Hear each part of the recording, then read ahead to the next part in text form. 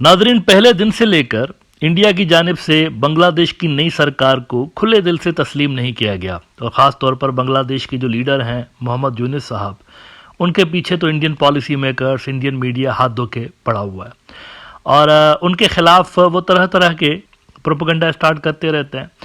एक ऐसा ही प्रोपेगेंडा उनके खिलाफ ये भी किया जाता है कि ये जब से लेकर आए हैं बांग्लादेश की जो तरक्की है उसको ब्रेक लग गई है और बांग्लादेशी इकोनॉमी जो है वो पीछे की तरफ जा रही है, यानी वो रिवर्स गियर लग गया है जब से लेकर ये आए हैं सरकार के अंदर। ना इस सारे प्रोपेगेंडा के अंदर होता यह है कि ये मोहम्मद यूनुस के ऊपर वो भी इल्ज़ाम लगाते रहते हैं, वो भी नंबर्स कोट करते रहते हैं जो कि असल में शेख हसीना से रिलेटेड है।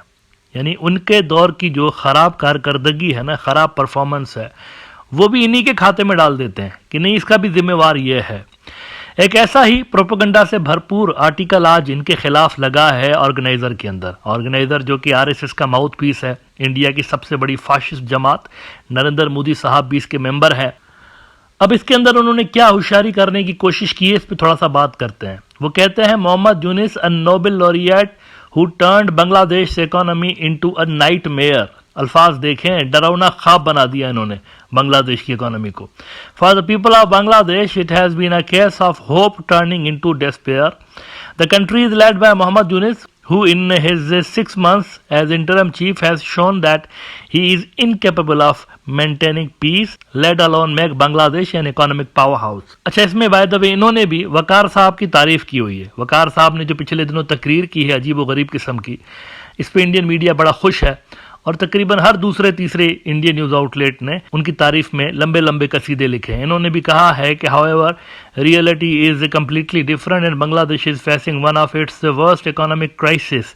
This explains the hard talk by Bangladesh Army Chief General Waqar-uz-Zama during which he had said that the political mudslinging must stop and the country's interest must be supreme। बहरहाल आते हैं जी इस बात पे, ये जो उन्होंने मोहम्मद यूनुस साहब की इकोनॉमिक पॉलिसीज के ऊपर क्रिटिसाइज किया है, थोड़ा सा इसको देख लेते हैं कि इसमें किस हद तक सच्चाई है।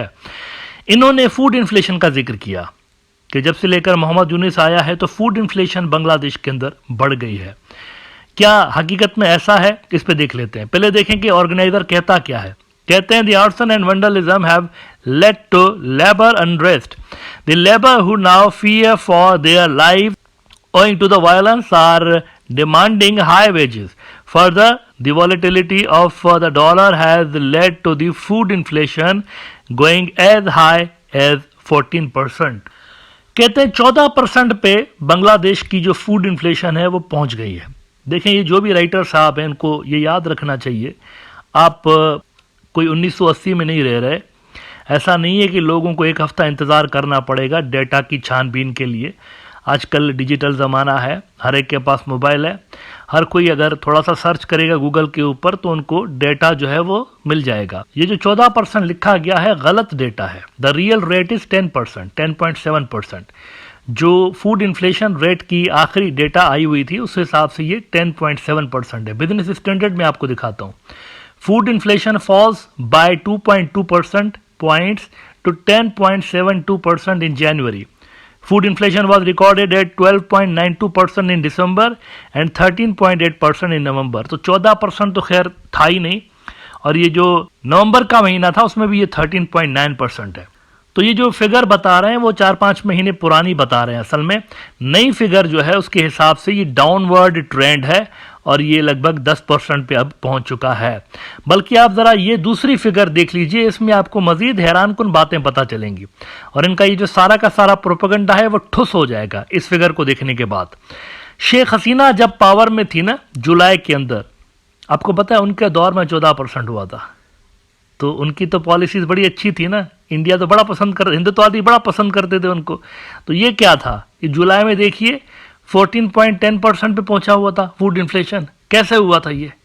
अब तो मोहम्मद यूनुस की सरकार के अंदर ये 10% के आसपास पड़ा हुआ है, नियरली 10%। उस वक्त था 14%। तो इसका मतलब है मोहम्मद यूनुस की पॉलिसीज़ बढ़िया हैं, अच्छा कर रहे हैं। और ये जो बीच में थोड़ा सा बूम आया इसके अंदर, मैंने देखा ये थोड़ा सा इंक्रीज हुआ है, लेकिन ये अनरेस्ट के नतीजे में हुआ था। शेख हसीना जाते जाते इतनी डिस्टेबलाइजेशन क्रिएट करके गई थी कि उसकी वजह से ये इंडिकेटर्स ऊपर गए थे। लेकिन उनके बाद ये जब नई सरकार आई है और इन्होंने अपनी जिम्मेवारियां संभाली है तो फौरी तौर पर हमने इसका इम्पैक्ट देखा है। और आप देख सकते हैं ये जो ग्रीन लाइन है ना ऊपर, ग्रीन आपको जो ग्राफ नजर आ रहा है, ये फूड इन्फ्लेशन है। इसमें आपको साफ तौर पर नजर आ रहा है कि ये डाउनवर्ड ट्रेंड है और ये नीचे की तरफ जा रहा है। इसी तरह से जो नॉन फूड इन्फ्लेशन है वो भी लगभग कांस्टेंट रही है। इस ग्राफ के हिसाब से अगर आप देखते हैं तो कांस्टेंट रही है, बल्कि शेख हसीना के दौर में 9.6% थी। जुलाई में अगर हम देखें 9.6% थी, फिर अगस्त में 9.7% पे पहुंची, लेकिन अब 9.3% है, तो ये भी नीचे की तरफ जा रही है। और जो जनरल इन्फ्लेशन है उसमें आप देखिए 11% थी, 11.6% थी जुलाई के अंदर, और इस वक्त है 9.9%। तो इसका साफ मतलब यह है कि ये जो इकोनॉमिस्ट जिनकी आप तनकीद कर रहे हैं, जिनके ऊपर, उनकी पॉलिसीज असल में शेख हसीना से बेहतर है और रिजल्ट साफ तौर पर नजर आ रहा है। और आए इनको कितना अरसा हुआ है, 6 महीने हुआ, हार्डली 6-7 महीने, तो उसमें ही इन्होंने रिजल्ट दिखाना शुरू किया हुआ है बेसिकली। लेकिन डेटा को गलत तरीके से तोड़ मरोड़ के इन्होंने पेश किया हुआ है। इसी तरह से इन्होंने सवाल रेज किया कि ये जो मैन्युफैक्चरिंग सेक्टर है बांग्लादेश का वो भी डाउनवर्ड्स जा रहा है। अब इस हिसाब से मैं आपको ये बता दूं कि ये जो डाउनवर्ड्स जा रहा है ना, ये मोहम्मद यूनिस के दौर में ऐसा नहीं हुआ। ये लॉन्ग टर्म प्लानिंग की जाती है मैन्युफैक्चरिंग सेक्टर को उठाने के लिए। ऐसा नहीं होता कि रातों रात पॉलिसी बनती है और रातों रात रेट ऊपर नीचे हो जाता है 6 महीने में, ऐसा नहीं होता। इसमें इन्वेस्टमेंट करनी पड़ती है, इसमें प्रोडक्शन कैपेबिलिटीज बढ़ानी पड़ती है, उसमें पैसा लगता है, तो ये लॉन्ग टर्म गेम होती है असल में। बांग्लादेश का जो मैन्युफैक्चरिंग सेक्टर है ये असल में शेख हसीना के दौर में हिट हुआ है। अगर आप बिजनेस स्टैंडर्ड का ये रिसेंट आर्टिकल देखें तो उसके अंदर उन्होंने कहा है कि the 2024 economic census by BBS suggest a slow down in the manufacturing sector while the sector nearly doubled between 2003 and 2013। BNP की भी सरकार थी इस दौर में, ये याद रखिएगा। 2003 से 13 तक ये डबल हुआ था। Growth dropped to just 15% in next decade. Sheikh Hasina के दौर में 13 से लेकर 23 तक, 2013 से 2023 तक ये ड्रॉप हो गई, 15% पे आ गई। As a result its share of total enterprises fell from 11.5% in 2013 to 8.7% in 2024, raising concern. तो किसकी सरकार थी इस सारे अरसे के दौरान? मोहम्मद यूनिस तो नहीं था। कौन था पावर में? शेख हसीना थी। So basically he has inherited this downward trend. Muhammad Yunus ने जो इकोनॉमी टेक ओवर की है ना, जो उनको विरसे में मिली है, जो उन्होंने इनहेरिट की है, वो डाउनवर्ड ट्रेंड के साथ इन्होंने इनहेरिट की है। नीचे जाता हुआ ट्रेंड है, ऊपर नहीं जा रहा था। अब ये आए हुए हैं, तो इनसे जो क्वेश्चन पूछा जाएगा वो 5 अगस्त के बाद की परफॉर्मेंस का पूछा जाएगा। वो भी गलत इंडिकेटर बता रहे हैं। और बाय द वे इसमें मेरे ख्याल से ज्यादा खुश होने की जरूरत नहीं, क्योंकि इंडिया का अपना मैन्युफैक्चरिंग सेक्टर जो है ना वो भी गिरा है नरेंद्र मोदी के दौर में।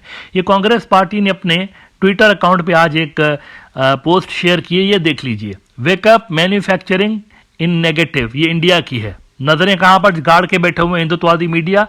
बांग्लादेश के मैन्युफैक्चरिंग सेक्टर पर। लेकिन अपना देखिए क्या हो रहा है। नरेंद्र मोदी जब आया था तो 16% पे ग्रो कर रहा था मैन्युफैक्चरिंग सेक्टर, लेकिन अब जो है 13% पे आ गया। तो बेसिकली इंडिया का अपना भी डाउनवर्ड ट्रेंड में जा रहा है।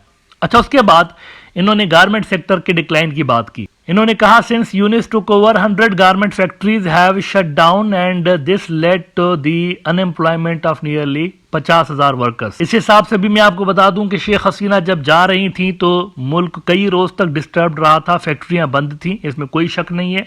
उसका हिट बांग्लादेश को बर्दाश्त करना पड़ा था, लेकिन वो भी शेख हसीना की अपनी गलती है ना। उन्होंने हालात ऐसे क्रिएट कर दिए मुल्क के अंदर। लेकिन अगर आप लेटेस्ट डेटा देखें, उसके लिए मैं आपको 9 जनवरी का डॉन अखबार दिखाता हूं। The garment industry recorded a 13% increase from July to December 2024, the period after the revolution compared to the same period the year before, he said। ये बांग्लादेश ऑफिशियल कह रहा है 13% पे ग्रो हुई है, यानी कि ये भी रीबाउंड हो रही है। असल में गिरावट नहीं है, रीबाउंड हो रही है। तो ये जितने भी नंबर्स बता रहे हैं ना, झूठे नंबर्स बता रहे हैं और गलत एंगल से उसको प्रोजेक्ट करने की कोशिश कर रहे हैं ताकि नेगेटिव परसेप्शन मोहम्मद यूनिस की सरकार के खिलाफ क्रिएट की जा सके।